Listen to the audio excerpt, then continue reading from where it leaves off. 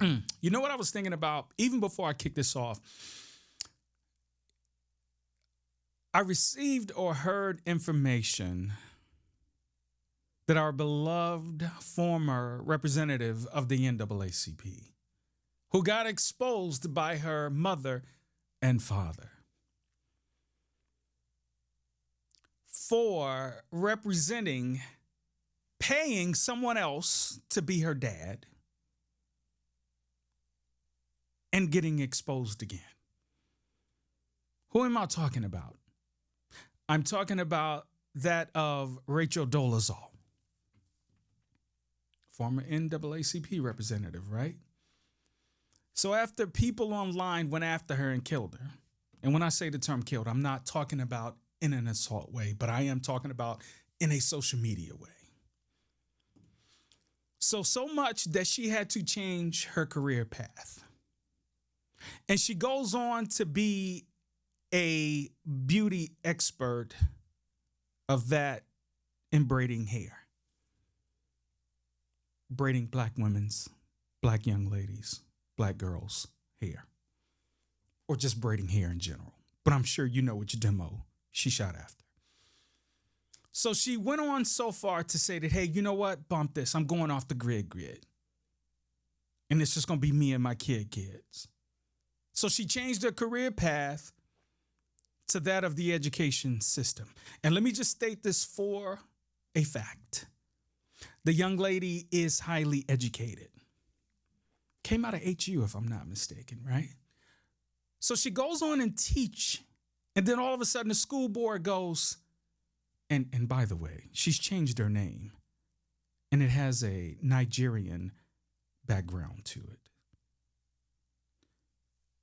Nonetheless, the school board calls her in and go, excuse me, formerly known as Miss Dolezal, we're going to have to let you go. Why? I'm doing my job as a teacher. I'm trying to help these students. And they go, well, take a look at this. And they turned the laptop around, and lo and behold, what was exposed to her by that board meeting was, you cannot have a OnlyFans page and teach in this system. Clutching her pearls. But it just goes to show how someone re-identifies themselves and can't just find normalcy. It has to be extreme. Just a thought. We'd like to welcome you guys out to another episode of the heDONizm podcast. And I'm Dante, also known as Coach, also known as Mecca Don, the Don Mecca. Some may even call me Rick James. Why? Because I'm cold-blooded. Let me tell you guys this. We're in the age of cancel culture. Ask Rachel, she'll know. Judged by the court of public opinion. And I'll be careful with my words, but just in case I drop a noun, an adjective, an expletive, I'm trying to get you guys prepared just in case I drop something for the dramatic effect. Don't hold me to it. You guys know what it is. I'm just here to pod. And in true heDONism fashion, you guys know I always love to start out with gratitude. So with that being said, thank you all for tuning in to another episode, and watch these numbers grow. So I was listening to another podcast, and I heard the other day that the question was on the table of, is an organic growth a thing? Now with all the technology, now with AI, now with people doing clout over everything or content over everything, does organic growth really work? Well, that's my experiment to go through. So with that being said, guys, I am so grateful for you. Also, in the same breath of gratitude, I would like to call out two lovebirds. One that was a Brooklyn little boy and one was a Brooklyn little girl. And for some odd reason, these two was brought up in around or approximately the same vicinity and followed each other's path on to higher learning and then just decided to date and make this thing official. But men, you know us. We can be in our semi, yet micro, yet nano narcissistic mindset where we go, hey, I know what I am. And some of us go Jack in the Box where we just full of everything, right? And we just got the big head on everything. Oh, but it becomes that one. She's not even a sniper. She's more Mike Tyson with the Love Jones and will come up and hit you with a southpaw or a body blow, knockout. I'm grateful for these two lovebirds because they make it look easy as they raise their 4 boys. As they call them, their 4 kings, right? They're the host and co-host of the Dead Ass podcast, and they've been together, and if I'm not mistaken, married, pushing 2 decades. Or have obtained 2 decades. Let me be clear. I don't want to misfact or misspeak on something that has been accomplished.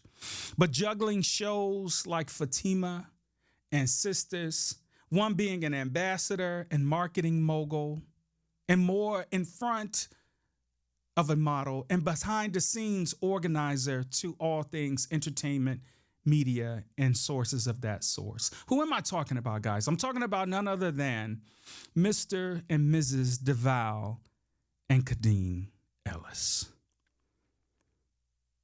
I'm so grateful for what appears to be a good thing that I think we often shy away from highlighting because the TV doesn't bring good ratings for good things. TVs bring good ratings for drama. Social media bring good ratings for dramatic effect and drama. Yet along here is a couple and a family that is extremely transparent, but at the same time, they're not afraid to explain some of the demise that can become of a relationship. So I pitch to you today as a heDONizm book referral or a book club, note thereof, we over me. It's a counterintuitive approach to getting everything you want out of a relationship. Even if you're not in a relationship, but you may be looking for that one, I think this may be a good read or a good cop. Now, there's 2 approaches to how I do books, and I want to throw it out there because some of you that may be in large metropolitan areas that when you get off of work or when you're traveling somewhere or when you're going to that concert, you have to plan maybe an hour or 2 plus because of the parking lot, i.e. traffic. And here in Atlanta, that's no exception. So I do both. I do as a supporter by buying the hardback or the paperback, physically out of the store or actually ordering it, right? But I also do audiobooks. And the great thing about this book is it is abridged and narrated by the both of them. So you're not just reading black and white, giving assumptions as to what the interpretation is. You actually hear the tone, the breath control, and the delivery of the passion of which they are coming from. So I would suggest this book, even if you're definitely if you're in a relationship, but even if you're dating or if you have a tight friend or if you have a partner that you're trying to grow on or even find an approach to getting everything out of that relationship, this is a much cop. Salute to the Ellises, and you guys have some wonderful boys. And for the sake of privacy, guys, can we have privacy sometimes? I don't want to mention the boy's name just because mom and dad got them. And I love the way that the Ellises do give us limited time to view their family, but at the same time, and since COVID, we've had the opportunity to grow and share with some of these people. And I learned about them through COVID, but they're addictive. I'll be honest with you. It's good TV. It's positive. But at the same time, you can see some strong points where they don't hold back or they don't shy away from. Shout out, salute to the Ellises. Keep on doing your thing. Keep on doing your thing. In the same vein of actually growing during the pandemic, right? When bad TV was just giving us all kind of nausea, right? We had certain social media influencers like that of Country Wayne, B. Simone, Just Hilarious, and Pretty V and some of these other people who gave us entertainment during COVID. Some of you guys may have heard of a gentleman named Affion Crockett. I've been knowing Affion Crockett before the pandemic or social media because we are around the same age. So what am I saying? We both came up in the birth of hip hop and actually have lived and saw the evolution of hip hop. That's no exception for what I'm introducing you to at this point. And just as I did in 2023 as a campaign, I want to do in 2024 as a continuing campaign. And that's use my voice to say, let's save the cinemas. Go out to the movies, right? In a day and time of being addicted to our handheld devices, that being an iPad, a tablet, or our iPhones. And who's using Android? But these handheld devices are causing us to get that dopamine, that fix where we can't stop doing one thing, where we just go from one app to the next and we transfer that app to our TVs, and our TVs are now smart. So we don't even look at cable anymore. We're pretty much using our Wi-Fi, and streaming. So right now I'm asking you to go out to the cinemas or check, research, and find out how can you support and save the cinemas. The point that I would like to drive here is there's a movie out called, A Hip Hop Story, starring Affion Crockett, featuring Affion Crockett, supported by Affion Crockett. Go see the movie and you'll understand what I'm talking about, right? But it was only as I did my due diligence and wanted to go to my favorite cinema, it wasn't playing there. So I looked at another nearby cinema and it wasn't playing there either. So I'm like, well, damn, I know the movie dropped, but why can't I see it?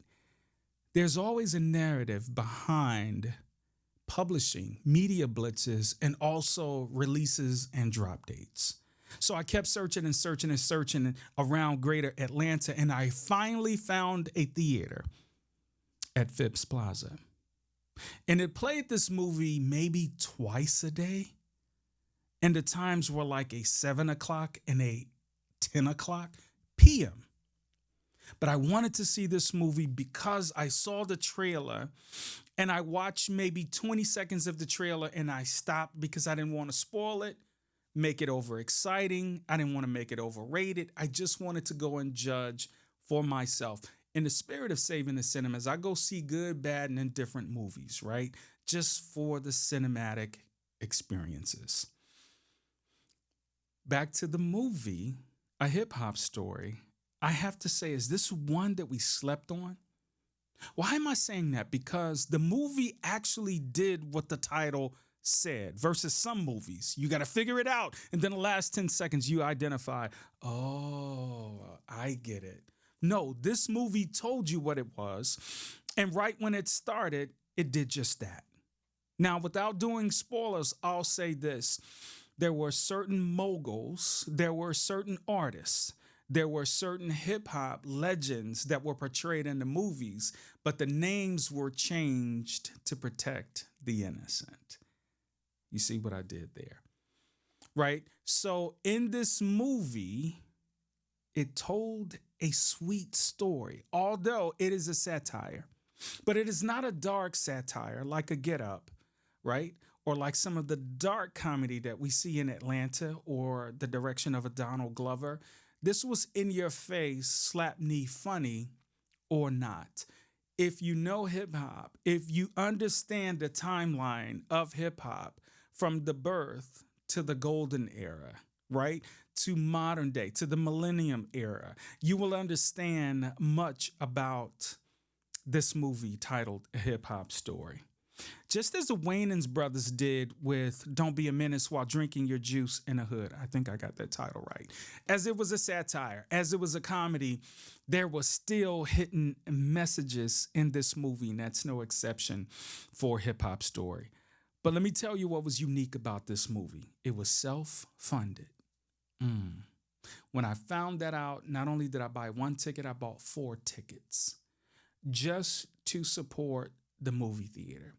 when I got to the theater, there were maybe only 4 or 5. And this was a smaller theater now, but there was maybe only 4 or 5 people in the theater.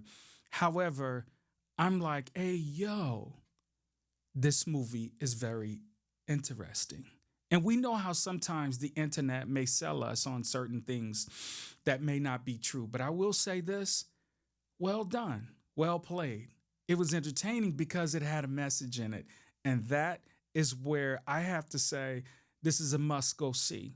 Or when it comes to streaming, go in with a non-judgment. Don't go in with high expectations. Just go in and try to understand what was being done in this movie. Affion, Crockett, salute to you. And I'll have to tell you, early, I was there checking it out. You know, guys, when we think of funding, right?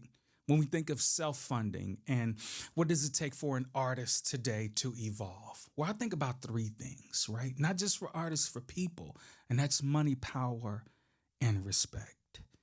Let's talk about what money does to some people. Does it alter our thinking? Does it make us surreal in life? Does it make us bigger than life? Or does it make us go Jack in a Box, where our head is too big even for the world, where we're just spinning all over the place and all it's about is us, us, us? Well, even in our own community, the hip hop community, or as we say for the culture, DJ Khaled. What you doing, man?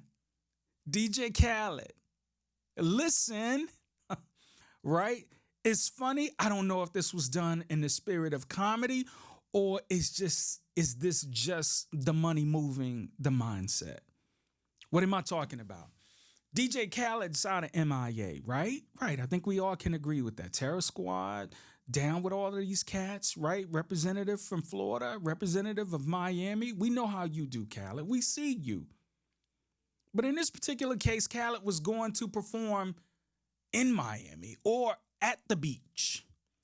He pulls up in the Maybach right behind the stage. You guys know they're not going to let an artist pull up, park, and walk where we have to walk. The artist usually gets the rights to easy access.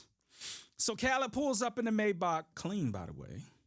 And as he opens the door, he started to take his leg out and go, hey, yo, help, somebody please come help me. He stands on the edge of the door frame and go, somebody please come get me. And 2 bodyguards come up and they pick DJ Khaled up, one on his side.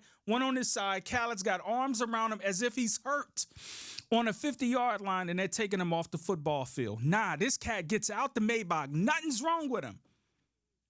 And he says, I can't mess up my J's. And for those who've been under a rock, J's are Jordans. Khaled gets carried up to the stage. This guy goes on, perform. Let me just say he was on stage for an hour. He's done with his performance.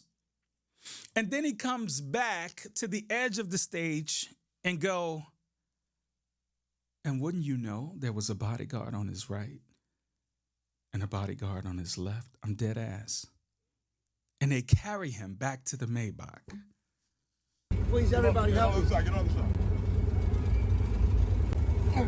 Thank you, brothers. I appreciate it. You want to get in the back?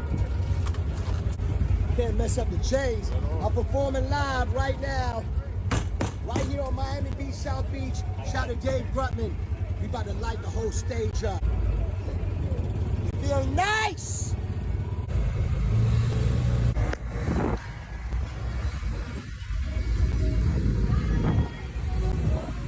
Playing that Riri.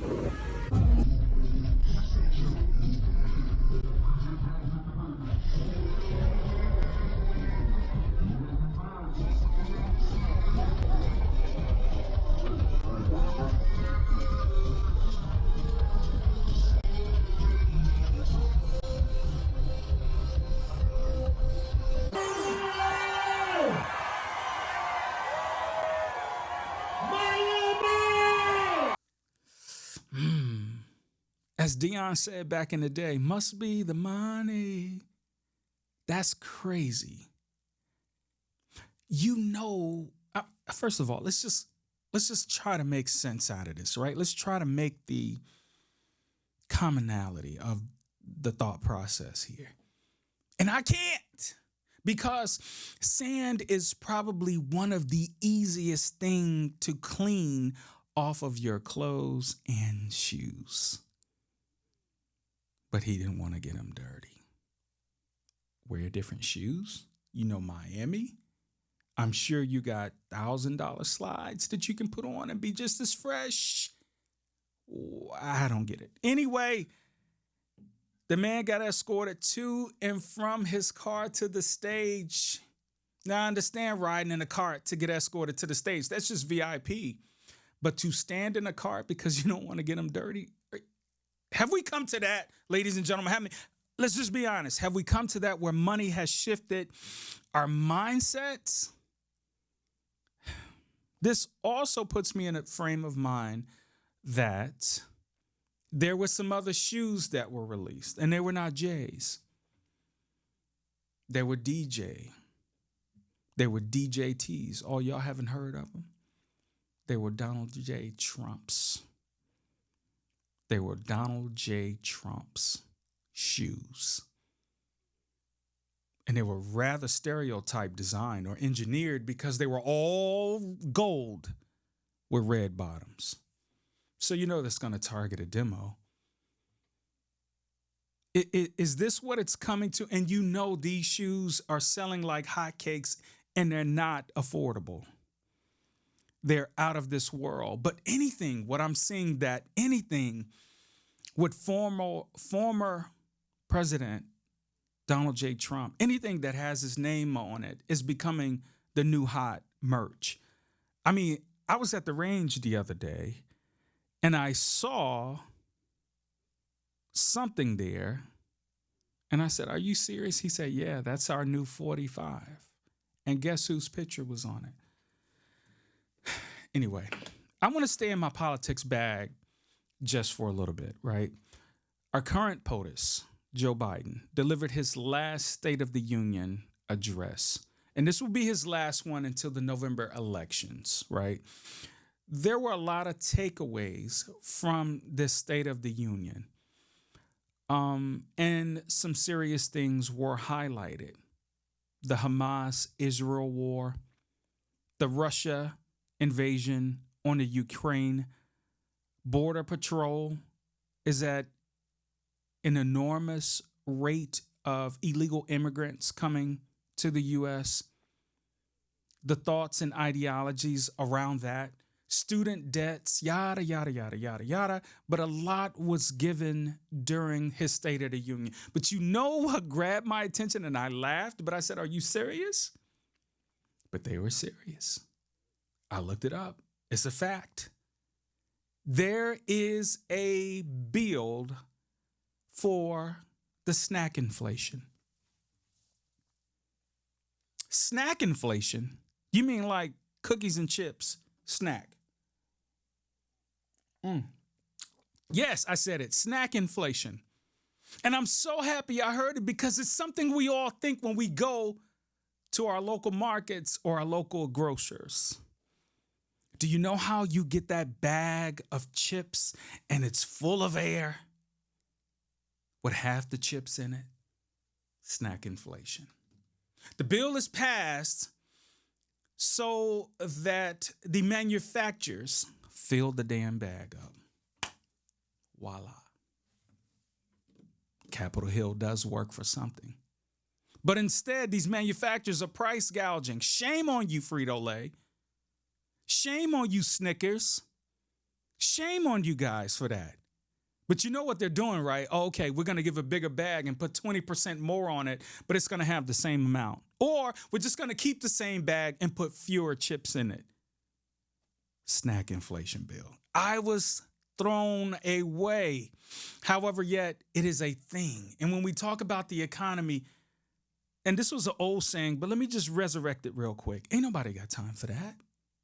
Everybody's kind of struggling or trying to money manage or trying to become money literate in this day and time. Snack inflation bill. I pray that there's more insight on that because we are sick and tired and tired of being sick of going and picking up a bag of chips and it's halfway full. Matter of fact, let's just stay away from the chips altogether. But what was most entertaining during the State of the Union was the drama, right? What am I talking about? That was in your face. So POTUS Joe Biden was front and center, but on his right shoulder was Madam VP Kamala Harris, and on his left shoulder was Speaker of the House Mike Johnson. Who? Mike Johnson. Yes, the new Speaker of the House. You remember when the Speaker of the House seat was empty? And guess who got him in? The reps. And he's a young guy. And let me tell you something. He's a very young guy. And for him to not have any facial hair, which is a thing of Congress and government, right? But for him to not have any facial hair, this guy knows how to put on a poker face. And we all know Kamala Harris, Madam VP Kamala Harris, she knows how to give you that squint thing. But here's what was entertaining about the State of the Union: the battle of the shade. Every time President Joe Biden said something that was against the RNC, you got cheers and sneers. Every time something was said against the DNC, you got cheers and sneers. But oh, when the facial expressions were going, Speaker of the House Mike Johnson was shaking his head. Madam VP was giving us the good old squint. Oh, it was a shade off contest, but it was so entertaining. It was a must-see. But POTUS had a drop the mic moment. He had a drop the mic moment as POTUS Biden was nearing the conclusion of his State of the Union address. And I got to give him credit for that, because it showed us that you actually have something left in the tank, right? We understand that he's getting older and some of the motor skills are slowing down. But he did show and flex a little bit and said, hey, I've been doing this for a while. I'm paraphrasing, but these were some of the things he said. When I came in a game, they saw me as a young lad, and they actually wouldn't let me on the floor to make some votes. And they're saying now that I'm too old to be in the game, and they want me out. But he said, I've had the opportunity to serve as VP to the first Black president, and currently serving with the first female Black president as my VP. So my record shows that I'm doing something worth something. The right wing wants to go back in history, and they want to take things back by making it great again. And I'm paraphrasing, but he said, we're not having that. As before when watching, there's no exception, but I'm just like, nothing has changed. You have to ask yourself, what is the precedence that's being set when it comes to order or respect for the floor speaker? I mean, there was blatant yell outs. There was no order in some of the comments that was being said, and it was just blatant disrespect. But I asked myself, is this the tone that's being set for disrespect in our schools today? Disrespect with our youth to our elders? Disrespect in sports? Is this the disrespect in Walmart? Is this the disrespect in democracy? How can the highest seats in office for U.S. government be displayed in this way and there's no accountability for it? Well, I'll say this. Get ready. Get ready. After Super Tuesday, Nikki Haley, she's out of here. The representative of the RNC will be former President Donald J. Trump. So here we go again. We're reeling it back in. We're setting it up. No, the American people are setting it up. Super Tuesday set it up. You guys witnessing are setting it up for the grand rematch. Are you ready for that? But one thing I can say is former President Donald J. Trump is doing his selective tour, and he stopped in Georgia. By the time this airs, the Georgia primaries would have been yesterday. Well, former President Donald J. Trump stopped in Georgia, and I peeked in just to see or listen online. And let me tell you, he's got a new ghostwriter. The way he spoke before, he's speaking different now. Still divisive. Yes, of course. What do you expect as former President Donald J. Trump? Still divisive, but I'm telling you, I don't know if some of these cats came from the SAG-AFTRA strike and said, hey, yo, we need work. Let's get on POTUS tour. Let's get on the POTUS campaign. But it was ultra dramatical. When the man was speaking, I promise you, I heard some patriotic music in the background, and he lowered his tone, and you could almost hear a pin drop as he was speaking. Now, keep in mind, this is the apprentice, Donald Trump, turned president. He had all ears. And I'm telling you, it's going to sound different. But here are some terms you have to get ready for, because former President Donald J. Trump now is a salesman. But I promise it's a different approach. Again, after the Georgia primaries, which have been yesterday, and this is for the current POTUS on the presidential preference primary. Again, as I said before, this is the big rematch. But everybody, mark my words, you're going to hear these buzzwords all the way till November. Election integrity, election monitors, poll workers, poll watchers. So I'm suggesting to you all, and let me just say this here at the heDONizm podcast, I'm not here to sway your vote. But I do think that our ancestors have fought entirely too hard for us to sit on the couch during Election Day. And let me just say this, because I know it forms a level of excitement or interest for the presidential election. But please, everybody, do not neglect your local elections. Do your research today about your local elections. They may have effect on who governs your law and enforcement. They may govern how you drive down your street, what comes in your neighborhood. So please, everybody, do your due diligence in that aspect. As a matter of fact, do me a favor in two forms. I want you to like, comment, and subscribe to this podcast, because I'm so grateful for you joining today, but I want you to be notified when we drop again.